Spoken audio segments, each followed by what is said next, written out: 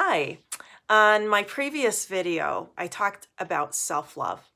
And if you happen to hear that video or watch that video rather, you heard the question, how well do you love yourself on a scale of 1 to 10, 10 being great, 1 being terrible? And how you answer that question is really going to determine the direction your life is going. People who don't love themselves very well don't tend to make decisions that move their lives closer to their dreams and their goals. They often get stuck in behaviors trying to fill an emptiness inside because when you don't love yourself, there's a void inside. And we tend to try to fill voids within with things like food, social media, relationships, alcohol, drugs, distraction, busyness, you name it. We can fill it with just about anything. But what you find is that it leaves you feeling just as empty. When we don't love ourselves well, we are looking for fixes. And these are fixes that don't really create health and vitality and change.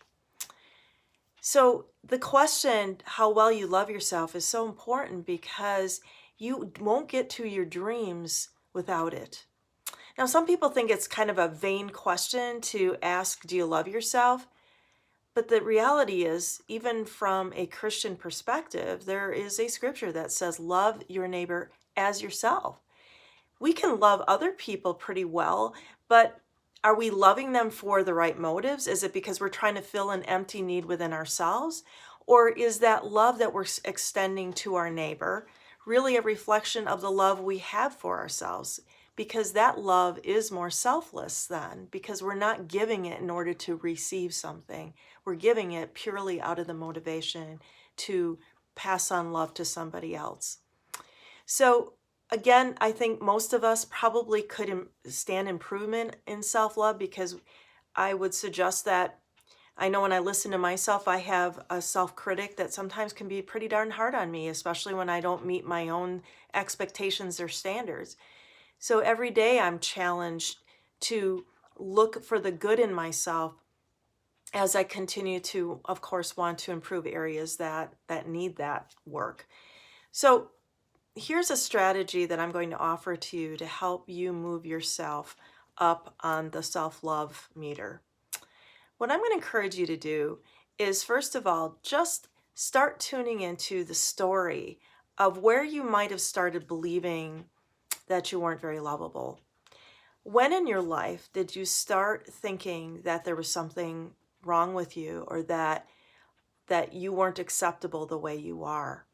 Many of us have memories of maybe words that were stated to us or experiences that we had that led us to believe that we aren't lovable. And at that point is when we began to not be a friend to ourselves perhaps, or we didn't know how to befriend ourselves. So today I'm going to encourage you to just start tuning into when in your life did you start believing you weren't lovable?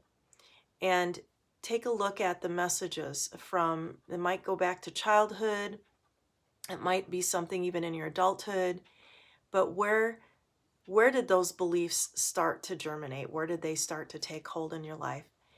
And as you gain some awareness around that, then we can begin to develop some corrective messages around your lovability. So that's my invitation to you today, to start looking inward. Have a great day.